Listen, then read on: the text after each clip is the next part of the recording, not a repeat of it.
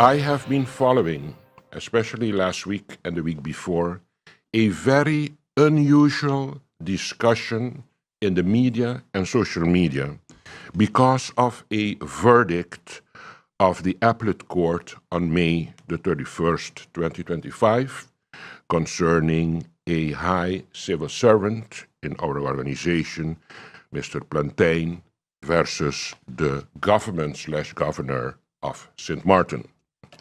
I want everybody to listen very careful to know what I have to say after remaining all the time silent concerning all these statements and publications that has been made in social media or in whatever social press briefings. I was, however, let me see, I was actually, I have to say that, dismayed to learn of a unusually and actually, frankly, a biased discussion taking place here on St. Martin regarding this verdict between this high civil servant and the government of St. Martin. And my biggest concern being the fact that the former Prime Minister actively joined the discussion on social media. And I will come back on that and why I'm so concerned that that happened. These discussions involve a misrepresentation of facts and an attempt to slander this Council of Ministers and a civil servant of this government. I consider this to be a very serious issue in this country. In light of this, it's important that I share some facts in order to, one, clarify the judicial process and government's defense. Secondly, to address the allegations of integrity breach. Thirdly, highlight the importance of respecting court decisions and the importance of professional conduct. Let's start with clarifying the judicial process and government's defense. First, let's be clear about the process, which should already be known by all of us, especially those who initiated this emotionally charged discussion. If a civil servant is not in agreement with a decision of the governor, or government in this case, the civil servant has the right to file a court case against the decision. The case is first heard by the court of first instance. If either party disagrees with that verdict, they can appeal the Court of Appeal to civil servants, de Raad van Beroep Ambtenarenzaken. So they can appeal the case. So we had a court case verdict, and now the civil servant is in disagreement, and he goes to an appeal. The Court of Appeal has the authority to either uphold or overturn the initial verdict, along with adding any comments it deems necessary. In this specific case, the Secretary General did not agree with the verdict of the Court of First Instance, and therefore appealed to the Court of Appeal. As we all know by now, the appellate court's verdict overturned the verdict rendered by the Court of First Instance. Until now, nothing wrong, right? This means the initial verdict no longer exists. It is that simple. It must be noted that this is a normal procedure that occurs regularly in our court system. Now, regarding the claim that the government did not present a defense in appeal court, I want to provide necessary clarity on that. After a verdict is rendered in the first instance, the party wishing to appeal has approximately 6 weeks from the date of the verdict to present their documentation to the Court of Appeal. Upon receiving these documents, the court shares them with other parties, allowing them a specific amount of time to respond. The verdict of the first instance was rendered on December the 23rd, 2023. The Secretary General presented their documentation for appeal at the end of January 2024 in the 6 weeks that is requested for that. And the response from government was submitted in March 2024. In March 2024, Cabinet 1, Marcelina, was still not there. Therefore, 2 important facts must be highlighted. 1, the government did present its counter-arguments, its defense in March 2024. I repeat, the government did present its counter-arguments, its defense in March 2024. Marcelina said on the 3rd of May 2024. This occurred under the responsibility of the former Minister of General Affairs. The same lawyer used by the previous government continued to represent the government in the court appeal and was presented also during the hearings. Now it comes to allegations addressing integrity breach. In regard to allegations of integrity breach, the following must be stated. As is known, the Marcelina Cabinet took the oath of office on May the 3rd, 2024. I just said it. Therefore, any reference to the Marcelina Cabinet involvement in preparing the defense to this case is false. I was not even there. And it took place in March, as I said. The appeal court retrials the case based on the documentation and evidence presented on March 2024. This documentation was presented, as I said, in March, before Marcelina Cabinet took office. The hearing in appeal took place in January 2025. In that moment of the hearing, Marcelina is in office. Both parties was given the opportunity then to handle further the case. The hearing was adjourned to allow parties to reach an amicable solution. It's important now for me to say the following. Since taking office as the current Minister of General Affairs, I have not been involved in this court case. When the invitation for the hearing was received, the Council of Ministers decided that another minister would be assigned to take care because of conflict of interest. Okay, and in this case, the Minister of Justice was appointed to handle that file. When the hearing was adjourned, neither I, as Minister of General Affairs, or any member of my cabinet was involved. I want to repeat that for people to understand good when they try to attack me on the topic of integrity. Obviously, I understand the parties did not reach an amicable decision together, solution. That is the only thing I heard. Government was busy on proposal of the Court of Appeal. Please, guys, sit on the table, see if you guys can come to an agreement. The government did not reach to an agreement with the civil servant. Therefore, the Court of Appeal was requested to render a verdict in this case, and that happened on May the 21st, 2025. Therefore, any dubious reference to an integrity breach by this minister, a member of my cabinet, or even this government is false and not based on facts and reality. To be honest with you, I do not understand where all this emotional discussion is coming from if I explain you in a timeline how things were handled. The importance of respecting court decision and professional conduct now. What remains a matter of serious concern for us all is the public commentary by the former Prime Minister. Despite the appellate court's clear decision to overturn the initial verdict, the former Prime Minister is still publicly encouraging interested individuals to, and I quote, do your research, she says. After the court verdict decision, she is telling and challenging people on social media, do your research. Ask me, any of the legal advisors, and the lawyer who represented government, Mrs. Sophie van Lint.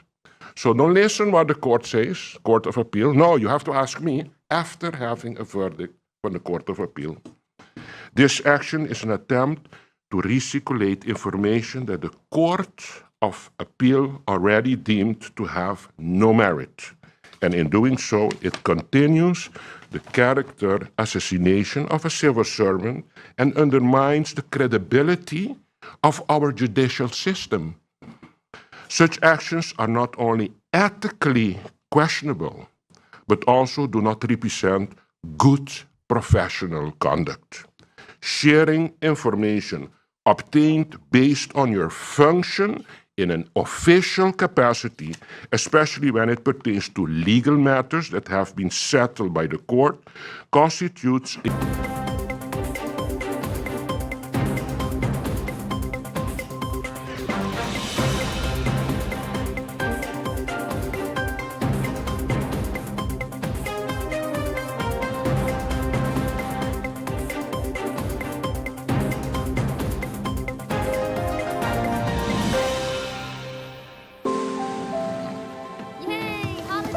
How do ideas become plans?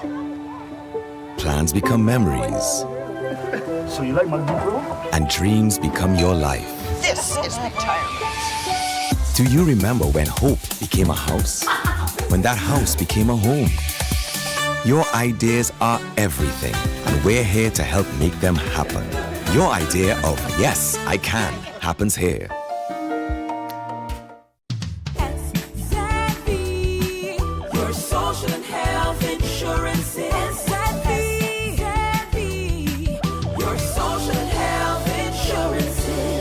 Are you SXM insured? Do you have a valid medical insurance status? SXM is cardless. Request your My SXM account today and enter the virtual office of SXM. Go to sxv.sx and sign up now. SXM, yeah. Your social and health insurances. 24/7 TV programming on www.stmartinmediacenter.com, SXM Daily News, PBS NewsHour, Now You Know, Com programs, documentary, entertainment, sports events, Saturday children's hours, religion programs, and movies. Click on SXM TV broadcast to see your favorite programs.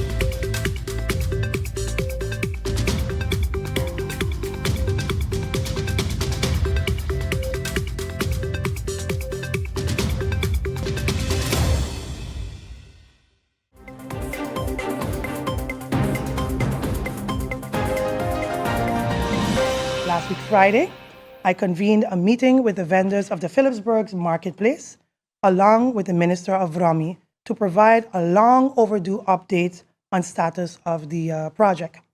I felt it was my duty to stand before the vendors not with excuses, but with the truth and with a continued commitment to transparency and progress. As I shared with them, this project has faced several unforeseen delays and technical challenges, most notably regarding the soil testing required before construction could proceed. While the soil test was initially scheduled for January 2025, delays arose due to equipment unavailability, breakdowns, and scheduling conflicts. The soil testing was only completed in March, and the results triggered further coordination needs between the Department of New Works and the contract developers. Additionally, during my visit my visit to FCCA in April, I engaged direct dialogue with Royal Caribbean Group to address their concerns related to the designs. These were resolved, and REC reaffirmed their commitment to the project moving forward and patiently awaiting our updates. The Minister of Rami, who attended the meeting upon my invitation, acknowledged both my own frustration and that of the vendors. He reassured all present that the project is now receiving his full attention and that more detailed updates will follow in June. During recent discussion with our marketplace vendors, I listed carefully as many expressed concerns about their current financial challenges. Several vendors shared that due to location and lower than expected foot traffic, their earnings have not met expectations. Some even stated that they are struggling to meet basic household expenses and utility payments. Let me be clear. We were aware of that relocation could present challenges. And from the onset, we took steps to ease financial burdens. One of the first options explored was the possibility of waiving their fees. This was done in good faith. However, based on the formal advice from the Ministry of Finance, not the minister, but the ministry itself, it is not legally permissible at this time to do due to the ordinance and how the ordinance is set up. Despite that limitation, we did not stop there. We discussed other avenues for potential relief, including the possibility of assisting through tax support or coordination with GEBE. I made it clear that I would need a list of those vendors most affected, particularly those who are non-compliant or not tax compliant or facing challenges due to economic hardship, so I can discuss possible next steps with the Ministry of Finance. To that end, I have asked the vendors' representative to compile this list. Once received, I will explore what support mechanisms such as payment plans or structured relief might be possible. It is also important to note that this decision related to GB ultimately falls under their management, but I will do my part to advocate strongly on behalf of the vendors. I remain fully committed to this project and to the vendors and to the broader goal of revitalizing Phillipsburg and moving forward, increased frequencies of check-ins in the marketplace and a re-established dedicated WhatsApp chat to ensure vendors receive timely and accurate updates during the month of June specifically.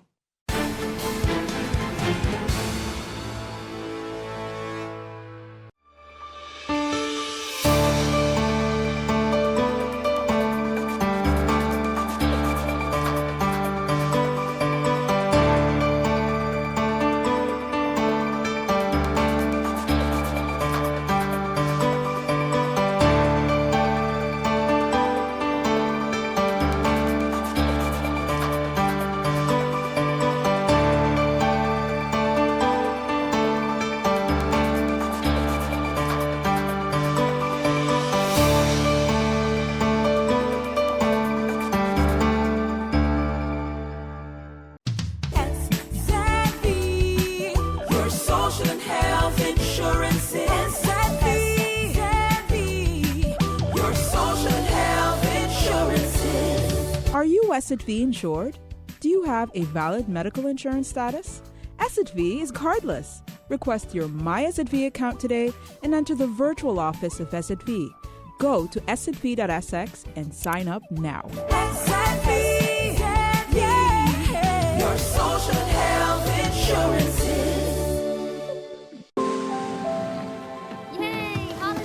How do ideas become plans? Plans become memories, So you like my new girl? and dreams become your life. This is retirement. Do you remember when hope became a house? When that house became a home?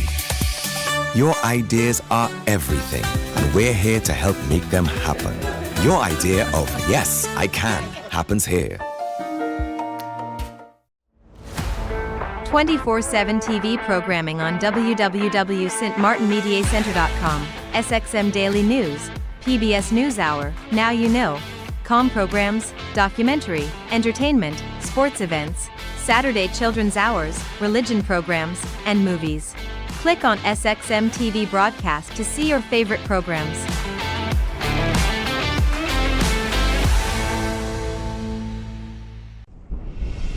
It's hurricane season. Are you prepared? Hurricanes are massive storm systems that form over the water and move toward land.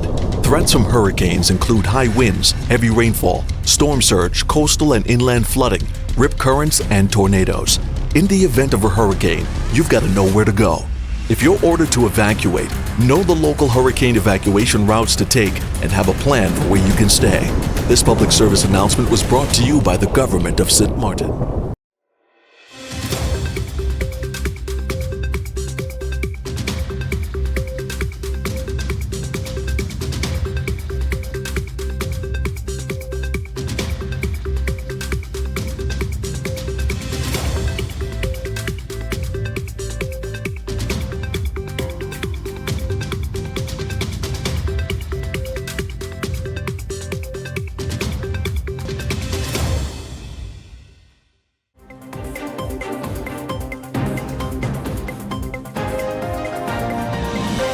Timing or the frequency of storms over the last decade, would you say, when you look at trends? Because you do focus on a lot of data as meteorologists.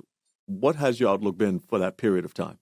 Well, it has varied significantly because, for example, to be consistent and what we're saying about the earlier part of the season, you find things happening closer to the equator and where the warm water is and so on. If you look at what happened last year, for example, we had Beryl very, very early in the season, but we have Beryl really affected the islands down south.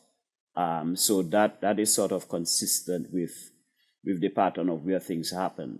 In terms of the climatology and so on, it would have to be things like warmer sea surface temperatures. That would be the change from decades before to now. Okay.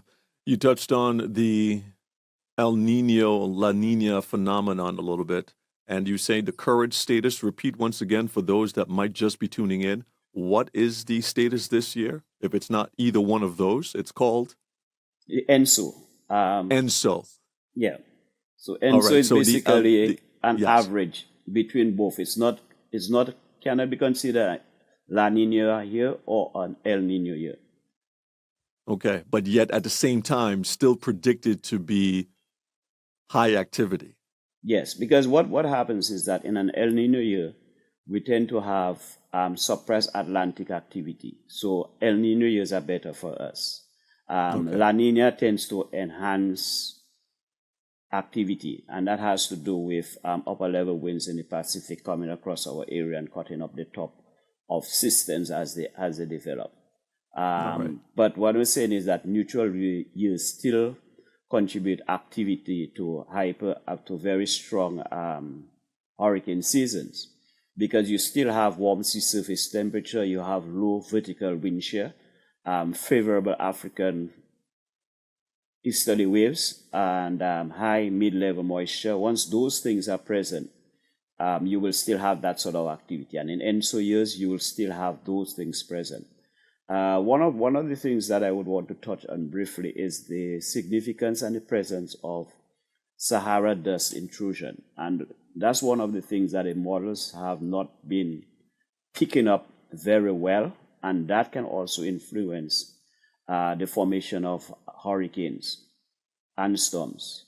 What you find happening is if you have a lot of haze in the area, it will reduce the possibility of storm formation.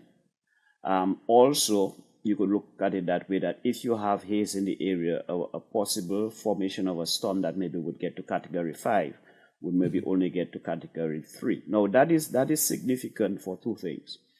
The models do not predict the amount of haze properly that would be coming off the African coast.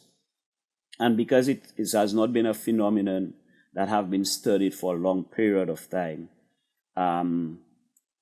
in terms of the effect it would have on the forecast, it's not well known. So that is something that we always still grappling with. Okay. Let's get into the topic of tropical storms and hurricanes. Could you walk us through the classification system for tropical depression to major hurricane? I know this is basic fundamental information, but as you know, repetition is the mother of retention. It's something that we should never take for granted. So walk us through that, the classification system from tropical depression to major hurricane, and how this process goes.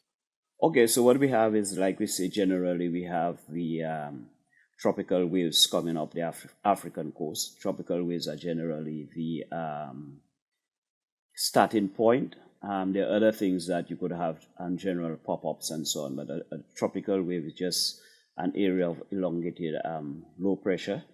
And then from there, if it keeps its identity with thunderstorm activity, clouds and so associated with it, then it goes to a depression once it can keep that identity for 24 hours.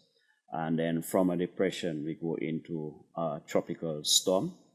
And from tropical storm, we go to a hurricane, category 1 to 5, with from category 3 to 5 being major hurricanes. One of the things that we always, and I want to emphasize, is the category of its system is only based on winds.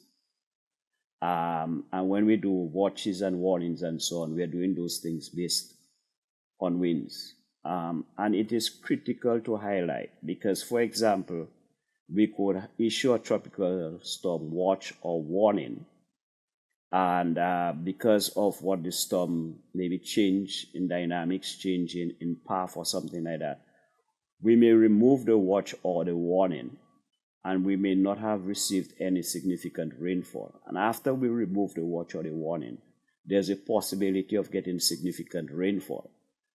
And people may critique that, but that's why what we try to do, and we always tell the public that you have to listen to your local Met service as we update every 6 hours or 3 hours, whatever it is, because while it doesn't categorize for a watch or warning because of the winds you're now expecting, you could, after you drop the watch or the warning, get more rainfall, which could lead to significant flooding. So we always have to remember that categorizations of storms are not based on rainfall, but based entirely on the impacts of wind.